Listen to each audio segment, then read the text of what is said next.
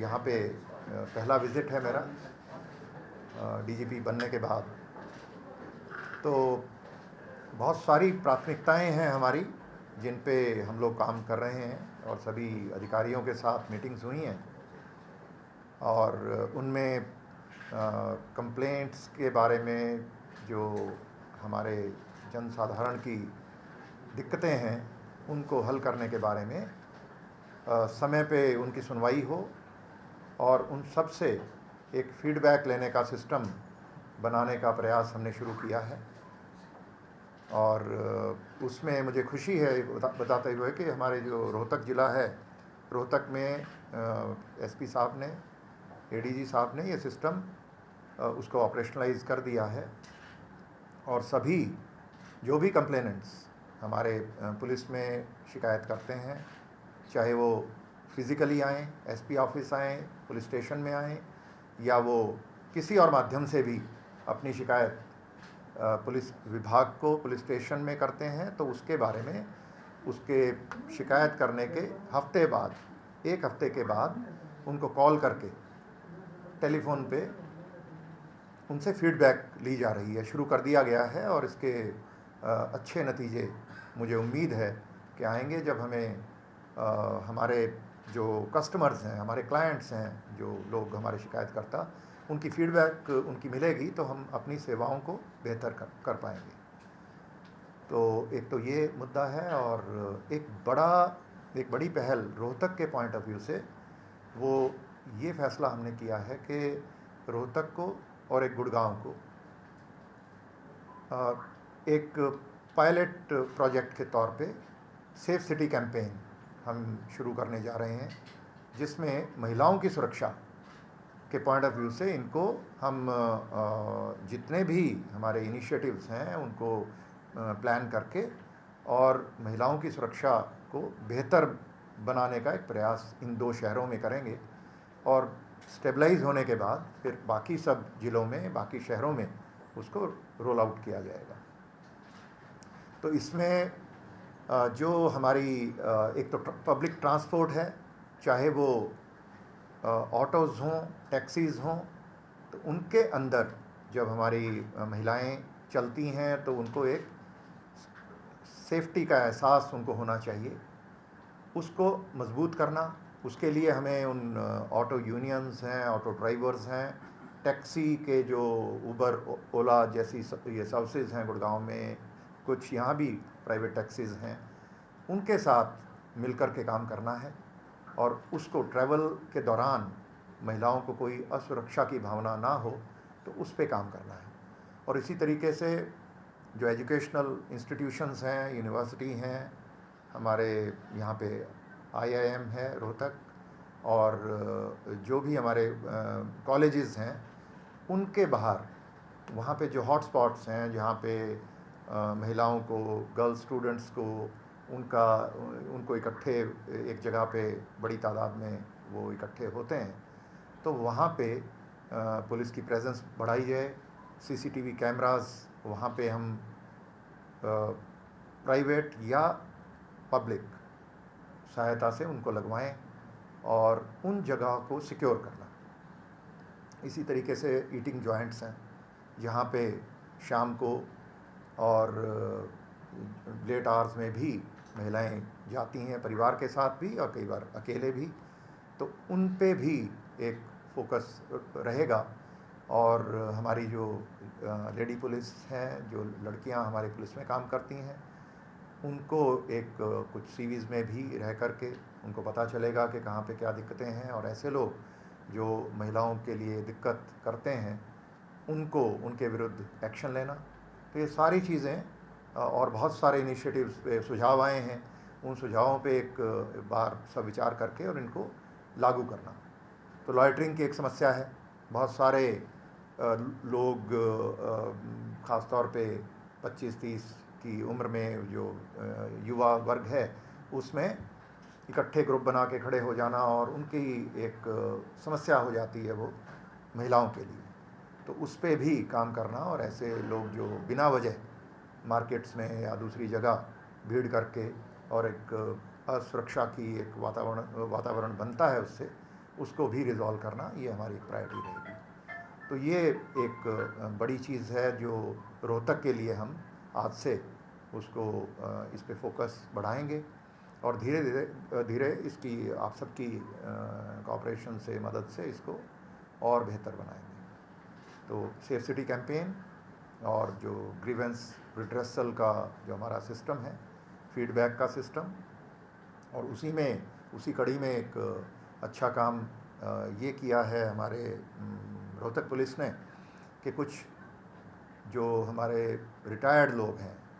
Police के भी हैं, रेवेन्यू के हैं, दूसरे विभाग हैं, जिनका बहुत एक्सपीरियंस है, रिटायरमेंट के बाद समय भी है उनके पास और वो कुछ अच्छा काम करना चाहते हैं, जुड़ना चाहते हैं सरकार के साथ, सरकारी एजेंसियों के साथ, पुलिस के साथ, तो ऐसे लोग वॉलंटियर्स जो हैं उनके अनुभव का पूरा फ़ायदा पुलिस को हो। और हमारी जो ऐसे जटिल शिकायतें हैं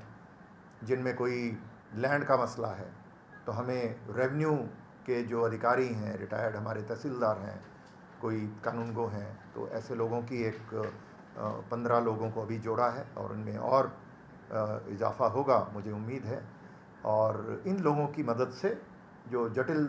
शिकायतें हैं उनकी एक्सपर्टीज़ का फ़ायदा उठा करके उनको सुलझाने का काम शुरू किया जाएगा।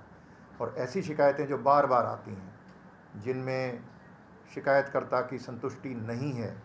पुलिस स्टेशन लेवल पर, या जो भी अधिकारी उनको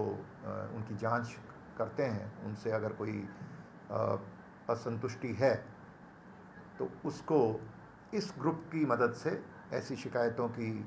जांच करवा करके उस पे फिर प्रभावी कार्रवाई करना। तो ये एक प्रयोग शुरू किया है रोहतक पुलिस ने और बाकी सब ज़िलों में भी यही हिदायतें दी गई हैं कि वो भी अपना इस दिशा में आगे बढ़ें। इसके साथ साथ हमारी जो एडमिनिस्ट्रेटिव बहुत सारे इश्यूज़ हैं, तो उन पे भी हमने मंथन किया है और लॉ एंड ऑर्डर की समस्याएं हो जाती हैं, तो उसके लिए एक advance training rapid action force के पैटर्न पर हम हर ज़िले में 2-2 कंपनियां कम से कम बना करके उनकी ट्रेनिंग शुरू की है और उनको इक्विपमेंट भी RAF के स्तर का उनको मुहैया करवाया जाएगा। और मुझे उम्मीद है कि लॉ एंड ऑर्डर की कोई भी मेजर समस्या कभी भी आती है तो ये कंपनियां ये ज़िला स्तर पर प्रभावी कार्रवाई करने में सक्षम होंगी। इसी तरीके से हमारी जो क्रिमिनल इन्वेस्टिगेशन और एक क्राइम का इशू है मेजर, तो क्राइम का आप जानते हैं कि हमारी STF और बाकी यूनिट्स ज़िलों में CIA हों या दूसरी क्राइम यूनिट्स हैं, वो अच्छा काम करती हैं, लेकिन उनको और मजबूत करने का, उनमें मैन पावर बढ़ाने का, उनको रिसोर्सेज देने का एक प्रयास हमारा है कि उनको जो इक्विपमेंट है, जितने भी उनको उनकी आवश्यकता अनुसार उनको दिया जाए, ट्रेनिंग भी उनको दी जाए। तो उसके लिए एक स्वैट टीम भी की सपोर्ट भी उनको रहेगी। कहीं भी रेड करनी है, कोई हमारे कमांडो की टीम उनकी डिस्पोजल पे रहे, तो और उनके पास सारा इक्विपमेंट हो, बुलेट प्रूफ जैकेट्स हों,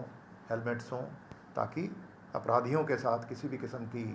अगर कोई मुठभेड़ होती है या कोई उनको गिरफ़्तार करना है, उनको काबू करना है, तो इन क्राइम यूनिट्स को, STF को कोई समस्या ना आए और वो प्रभावी तरीके से अपना काम कर सकें। तो ये सब चीज़ें हैं। और वेलफेयर का भी एक बड़ा मुद्दा है। वेलफेयर में हमें अपनी जो फोर्स है उनको काम, आप जानते हैं कि 24 घंटे का काम रहता है, तो उनकी वीकली ऑफ उसको सुनिश्चित करना, उनको घर में पारिवारिक समस्याएं भी हो जाती हैं, तो उनको डील करने के लिए छुट्टी की समस्या नहीं आनी चाहिए, ये भी एक प्रायोरिटी रहेगी। और साथ साथ जो हमारे कर्मचारी हैं, जो कच्चे कर्मचारी जिनको हम कहते हैं, पार्ट टाइम वर्कर, जिनकी सैलरी स्ट्रक्चर उतना अच्छा नहीं है, उनके जो बच्चे हैं उनकी एम्प्लॉयबिलिटी, स्किल डेवलपमेंट, और वो करके उनको प्राइवेट सेक्टर में या अपने स्तर पर उनकी एम्प्लॉयबिलिटी बनाना, उनको उनके लिए रोज़गार के अवसर देखना, ये सब हमारी जो वेलफेयर यूनिट्स हैं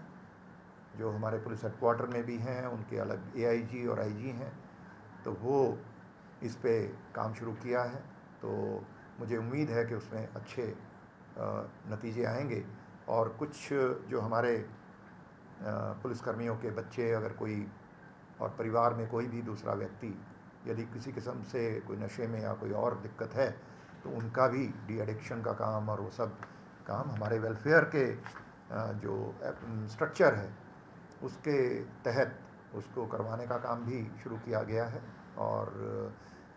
बाकी जो समाज में हमारी जो दिक्कतें हैं, जैसे ड्रग्स की एक समस्या है हमारी, जो आप उसके लिए आप जानते हैं कि ग्राम प्रहरी का एक प्रयोग जो जनवरी में शुरू किया गया, वो उसके अच्छे नतीजे अब तक रहे हैं और इसको और आगे बढ़ाने का हमारा फैसला है। तो उस पर मुख्य रूप से वो ड्रग्स के ऊपर, चाहे वो गांव के अंदर हों या वार्ड प्रहरी हों, तो वार्ड के अंदर ड्रग्स पे फोकस करना, ड्रग पैडलर्स को और जो ये तस्करी करते हैं, नशाखोरी का, ये जो भी सेल का काम करते हैं, इनको नशा बेचने का काम करते हैं, इनको आइडेंटिफाई करना, इनके विरुद्ध प्रभावी कार्रवाई करना। और हमारे जो क्राइम है, चाहे वो लोकल लेवल पे हो या कोई दूसरे लोग यहाँ से क्राइम से जो जुड़े हुए हैं उनके बारे में सूचनाएं इकट्ठी करना, तो वो सब ग्राम प्रहरी और हमारे वार्ड प्रहरी की जो एक सिस्टम बना है, तो उनके ज़रिए मजबूत करने का एक आज की मीटिंग का एक एजेंडा वो भी है। तो यही चीज़ें थी जो मैं आपसे शेयर करना चाहता था। अब कोई आपके जहन में कोई प्रश्न हो तो आप कृपया पूछें। लेकिन पहले अपने पुलिस डिपार्टमेंट को सिंसियरिटी से और फेयरनेस में आ जाएगी तो आधी से ज़्यादा प्रॉब्लम। जी बिल्कुल सही कहा आपने। और उसी के लिए ये जो फीडबैक का सिस्टम, और उसमें मुख्य मुद्दा एक ही है कि सुनवाई अच्छी होनी चाहिए। सुनवाई बढ़िया हो गई और उसकी मॉनिटरिंग अच्छी हो गई तो बहुत सारी दिक्कतें हल हो जाती हैं। तो इसी दिशा में हमने आगे बढ़ना है। सर, जिस तरह से आपकी छवि है, ईमानदार की छवि है, और कुछ डिसीजन जिस तरह से आपने पीछे साबित किया है बिजली डिपार्टमेंट और अब जनता की जो उम्मीद है आपसे काफ़ी बढ़ गई है, उस छवि को पुलिस में लागू करने के लिए आपको कितनी दिक्कत आएगी? दूसरा, जिस तरह से हरियाणा पुलिस का एक रुतबा होता था, आज कहीं कहीं वो मोरल डाउन हो रहा है, उसको कैसे बिल्डअप करेंगे आप? और तीसरा ये है कि गैंगस्टर जो है आज एक खेती की तरफ बढ़ता है, उसको कैसे संभालेंगे? जहाँ तक रिज़ल्ट्स की बात है जो आपने कही, तो हमारे बहुत सारे डिपार्टमेंट्स में मैंने काम किया और मेरा एक्सपीरियंस ये है कि हमारी जो मैन पावर है, चाहे वो पुलिस की हो या वो रोडवेज़ के हमारे कर्मचारी हों या हमारे बिजली के कर्मचारी हों, ये बहुत काबिल है और इनकी सरकारी मशीनरी बहुत अच्छी काबिल मशीनरी है। और इनको समय पे उनको रिसोर्सेज, उनकी गाइडेंस, उनकी मेंटरिंग और अच्छी शिप उनको मिले तो बहुत अच्छा काम करते हैं और बहुत जल्दी रिज़ल्ट भी देते हैं। तो ये इसमें समस्या कभी नहीं आती। तो उसमें हमें सबको मिलकर के एक टीम की तरह से काम करना है और वो हम यहाँ भी करेंगे और उसके अच्छे नतीजे आएंगे। और जहाँ तक छवि की बात है, जब काम हम बेहतर करते हैं, जितना हमारी अचीवमेंट्स बढ़ती हैं तो मोराल भी बढ़ता है और मोराल के साथ साथ छवि भी बेहतर होती है। तो वो ज़रूर होगी और आप सबकी उसमें बहुत महत्वपूर्ण आपका रोल है। जो मीडिया है, आप चौथा स्तंभ हम सब कहते हैं और वो सच्चाई है। बहुत इम्पॉर्टेंट आपका काम है और बहुत बखूबी आप उसको करते भी हैं। और मेरी उसमें यही आपसे एक अपील रहेगी कि जो अच्छे काम हैं उनके बारे में भी हम बढ़िया तरीके से उसको हाईलाइट करें, ताकि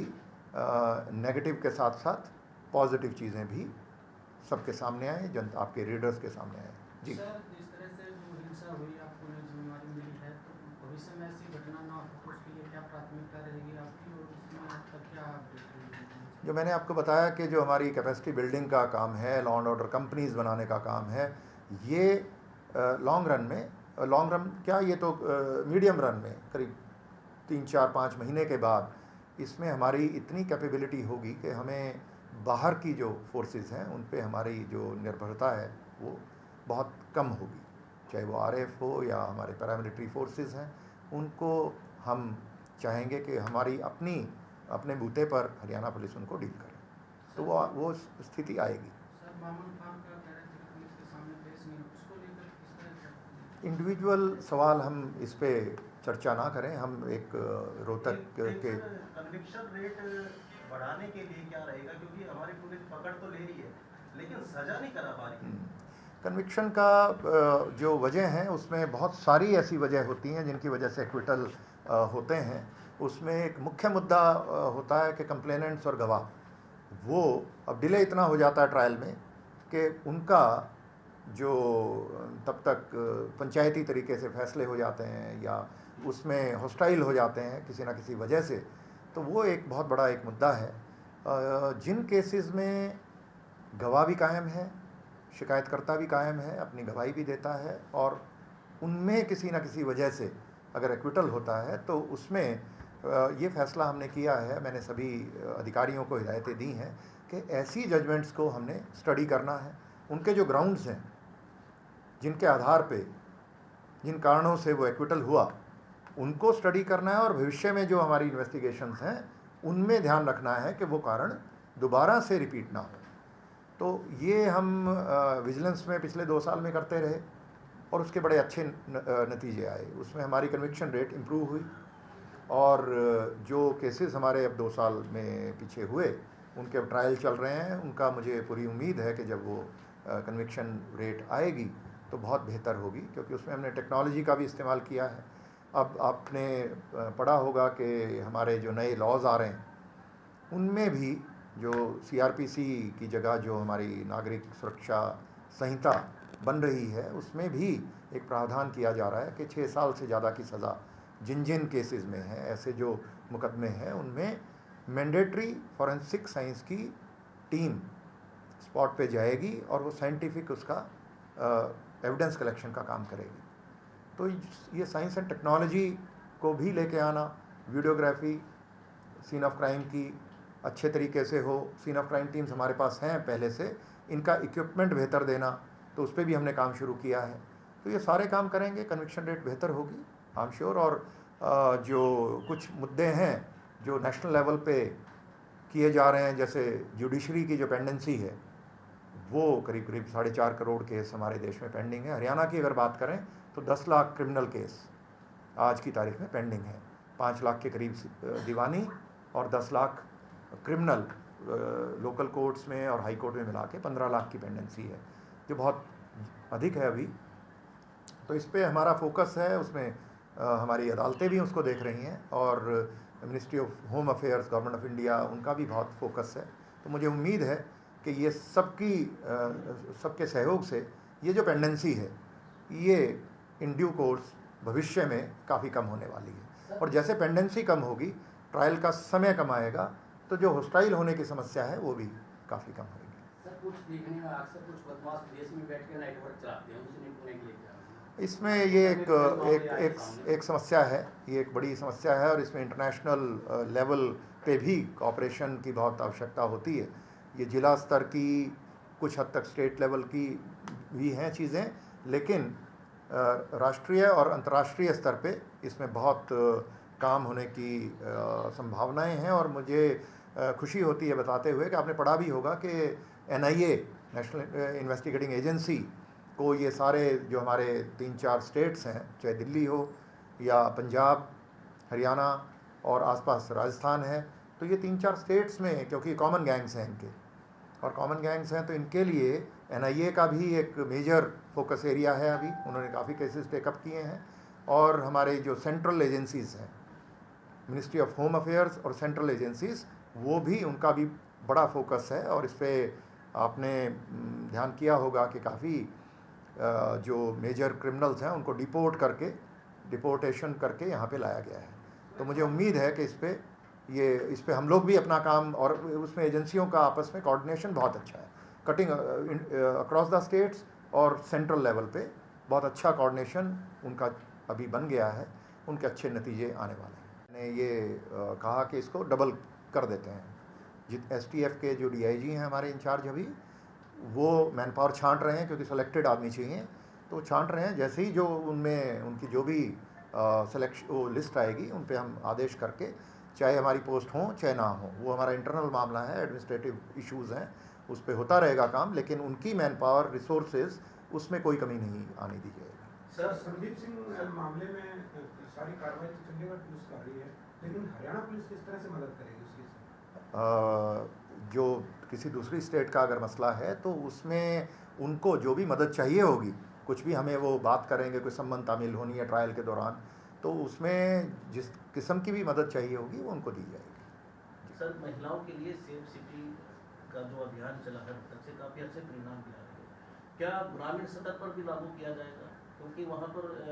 ज़्यादातर देखा गया कि ग्रामीण स्तर पर अपराध ज़्यादा हो रहे हैं। जी, बिल्कुल सही कहा आपने। इनमें जो हमारी ख़ास तौर पे जो ग्रामीण हमारे स्टूडेंट्स हैं, गर्ल्स स्टूडेंट्स हैं, उनका जो ट्रैवल का एक मुद्दा है, और वर्किंग वीमेन हैं, उनको ट्रैवल करना होता है, तो उसमें सरकार की बड़ी पहल है कि उनको फ्री ट्रांसपोर्ट की फैसिलिटी देना। वो भी मुझे उम्मीद है कि वो अच्छे से चल रही होगी, और क्योंकि मैं ट्रांसपोर्ट में भी था और वहाँ पे बहुत सारी बसें हमारी ट्रांसपोर्ट की वो इसी काम के लिए एक्सक्लूसिवली रोडवेज़ की बसें लगाई जाती हैं। गर्ल्स स्टूडेंट्स पे बहुत बड़ा फोकस है, तो वो, और लेकिन हॉटस्पॉट्स वहाँ भी हैं। आपने जो कहा बहुत अच्छी बात कही कि जो हॉटस्पॉट्स हैं वो सिर्फ शहरों तक सीमित नहीं है।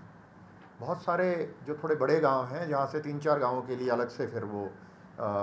बड़े शहर से आके और वहाँ पे वो उतर के और फिर अपने अपने घरों में या गाँव में जाती हैं लड़कियाँ, तो वो भी हॉटस्पॉट्स हैं। तो उनको भी चिन्हित करना और वहाँ भी एक टेक्नोलॉजी की मदद से या फिज़िकली उसको सिक्योर करना, वो भी एक प्रायोरिटी का एरिया है और उस पर भी काम करेंगे। अच्छा सुझाव है आपका। अच्छा सर, साइबर क्राइम सबसे बड़ी चुनौती आती है, उससे निपटने के लिए हरियाणा पुलिस का क्या प्लान है? सिर्फ ये नहीं कि साइबर अपने पुलिस स्टेशन खोल दिए, एक्सपर्ट भी वहाँ चाहिए। जी, तो उसमें अभी जो आपको शायद पता होगा कि हमारी जो 112 का एक सिस्टम है, और ये जो हमारी इमरजेंसी रिस्पांस व्हीकल्स जो बनी हैं, इनका जो कंट्रोल रूम है, जो बड़ा एक सेटअप बनाया गया हरियाणा सरकार में, अभी उसकी मीटिंग हो गया थी, अभी 11 बजे थी, और स्टेट एम्पावर्ड कमेटी की मीटिंग थी। उसमें ये आया कि 8 मिनट 28 सेकंड का जो हमारा रिस्पांस टाइम है, और वहीं पे जो 1930 हेल्पलाइन है हमारी साइबर क्राइम की, तो वो सारी कॉल्स भी हमारे 112 के सेटअप में ही जाती हैं, और उसमें एक्सक्लूसिव डेस्क बनाई गई हैं जो साइबर क्राइम को डील करती हैं, और बैंकों के साथ उनका कोऑर्डिनेशन है। तो जो सूचनाएं हमें गोल्डन आवर में आ जाती हैं, यानी जैसे आप जानते हैं कि एक्सीडेंट में एक गोल्डन आवर होता है कि एक्सीडेंट हुआ और 1 घंटे आधे घंटे में अगर पेशेंट या विक्टिम जो है वो समय पे उसको मेडिकल हेल्प मिल गई तो उसके बचने के चांसेस बहुत बेहतर हो जाते हैं। तो इसी तरीके से हमारी साइबर क्राइम्स में भी जैसे ही इंसिडेंट हुआ, अगर वो 1930 पे कॉल करते हैं, और इसमें मैं आप सबसे अपील करूंगा कि इसको पब्लिसाइज़ करें कि कोई भी साइबर क्राइम होता है तो 1930 पे आप फ़ोन करेंगे तो वो हमारे 112 के सेटअप पे जाता है, और 112 का जो हमारा बड़ा जो हमारी ये उसका डायल 112 का कंट्रोल रूम है, वहाँ पे एक्सक्लूसिव जो 1930 की हेल्प डेस्क है, वो तुरंत उसका फॉर्म भर के और कंसर्न बैंक को रिक्वेस्ट भेज देते हैं। उनका टाई अप है बैक एंड पे, और बैंक उसको पेमेंट को स्टॉप कर देते हैं। तो उसका जो आंकड़े पिछले महीने के थे, करीब 2 करोड़ की ऐसी हमारी पेमेंट्स थी जो उनको समय पे रिपोर्ट मिली और उन्होंने तुरंत उसको रोका, और वो करीब 2-2.5 करोड़ रुपए का जो हर महीने का ये आ रहा है। तो उतने जो हमारी ऑफेंसेस हैं, उतने पैसे वो तुरंत बचाने में कामयाब रहे, और बाकी जो लॉस हो जाता है उसके लिए हमें अभी बैंकों से और उनके साथ टाई अप करना है, और उसमें I4C है, नेशनल लेवल पे एक बड़ी एक बॉडी है, जैसे हमारा 112 है, तो I4C वो भी इस पे काम कर रहे हैं कि कैसे बैंकों को और हमारी जो मोबाइल कंपनियां हैं, फ़ोन कंपनियां, सर्विस प्रोवाइडर्स हैं चारों, वो और लॉ इन्फोर्समेंट एजेंसीज़, उनका जो कोऑर्डिनेशन है वो बिना किसी लॉस ऑफ टाइम के हो जाए, और हर कोई अपना रोल प्ले करेगा, तो ये क्राइम्स कंट्रोल में आएंगे। यहाँ गोल्डन टाइम कितने समय का होगा? हाँ जी, एक ये तो देखिए बहुत सारी अलग अलग केस में अलग हो सकता है, पर हाँ 1 घंटा हम मान के चलें कि 1 घंटे के अंदर अगर सूचना वो बता के भेजते हैं तो उस पर तुरंत वो फॉर्म भर के बैंक को कम से कम पेमेंट स्टॉप का जो काम है वो सबसे इम्पॉर्टेंट काम है। वो हो जाए तो फिर इन्वेस्टिगेशन चलती रहेगी। ये जो तो आपने सब- विमेन सेफ्टी की बात की है, खासतौर पे ट्रांसपोर्टेशन की, तो उसमें एक जैसे आपने कहा कि जो कैब ड्राइवर्स हैं, ऑटो ड्राइवर्स हैं, उनको भी रोकिंग किया जाएगा। तो ऐसे कुछ साल पहले यहाँ पे रोहतक में भी एक पिंक ऑटोज का वो चला था, लेकिन अब वो डिसकंटिन्यू हो गया, एक तरह से फिजल आउट हो गया। तो ऐसा भी कुछ है या वो उसको रिवाइव? इसके लिए ये जो लोकल इनिशिएटिव्स हैं, मुझे मेरा मानना ये है कि जो भी अच्छा काम होता है, जिसके अच्छे नतीजे आएँ, उसको छोड़ना नहीं चाहिए। और अधिकारी यहाँ पे एसपी साहब भी बैठे हैं, डीजी साहब भी हैं, मैं यही कहूँगा उनसे कि जो पास्ट में अच्छे एक्सपीरियंस हैं उनको एक बार फिर से रिवाइव करें, उनको जो नतीजे आए थे, कोई कमी है तो उसको दूर करें, और फिर अच्छी चीज़ें हम दूसरे ज़िलों में भी उसको रेप्लिकेट करेंगे। मतलब उन पिंक ऑटोज को विमेन ड्राइवर से अब चलाते वो हैं। मैं ये कहना कठिन होगा मेरे लिए कि उसका, क्योंकि उस प्रयोग से मैं जुड़ा नहीं था, तो उसके क्या नतीजे आए, क्या वजह रही, NGOs जिस को भी वो किया। एनजीओज़ और जो लड़कियां थी ड्राइवर, वो फिर किस वजह से उनको ये बंद करना पड़ा, तो ये सब देखना होगा। लेकिन हाँ, इसको एक बार देखने की आवश्यकता है कि वो अगर उस प्रयोग के फ़ायदे थे तो उसको हमें छोड़ना नहीं है। सर, ये जो ईव टीजिंग के केसेस हैं, इनमें आमतौर पर वार्निंग देकर छोड़ दिया जाता है, क्या कोई सख्त एक्शन लिया जाएगा? इसमें देखिए, जहाँ भी कंप्लेनेंट है, कोई भी अगर शिकायत आती है तो उसमें मैंडेटरी है एफआईआर करना। आप सब जानते हैं कि जैसे क्राइम अगेंस्ट वीमेन में ये लीगल प्रोविज़न है कि अगर शिकायत करता है और वो अपनी शिकायत देते हैं तो वो उस पर एफआईआर होना मैंडेटरी है, और उसकी जो भी फॉलोअप एक्शन है, जिसमें गिरफ्तारी और वो जो भी लॉ के मुताबिक चालान होना, वो सब उसका अनिवार्य रूप से होना है। लेकिन कुछ केसेस में शिकायतकर्ता जब शुरू में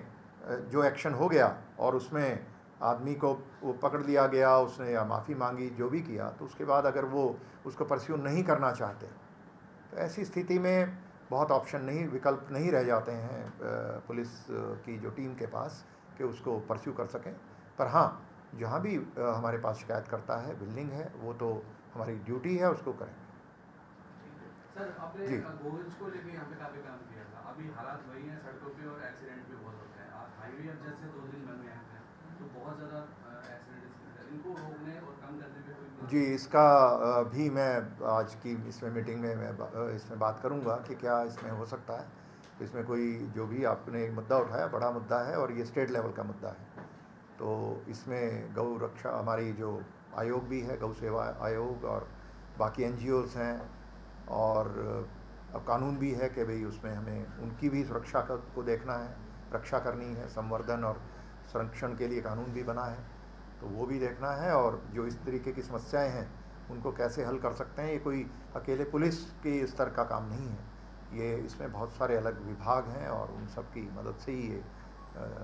ये समस्या हल हो सकती है। एक सर, पीछे एक मामला आया था कि जो हाउसिंग का जुड़ा हुआ था कि एक अधिकारी के पास 2 कोठियाँ हैं, ऐसा कुछ? ये सारे मुद्दे, इन पे जो एडमिनिस्ट्रेटिव चीज़ें हैं, इन पे जो उचित कार्रवाई है वो की जाएगी।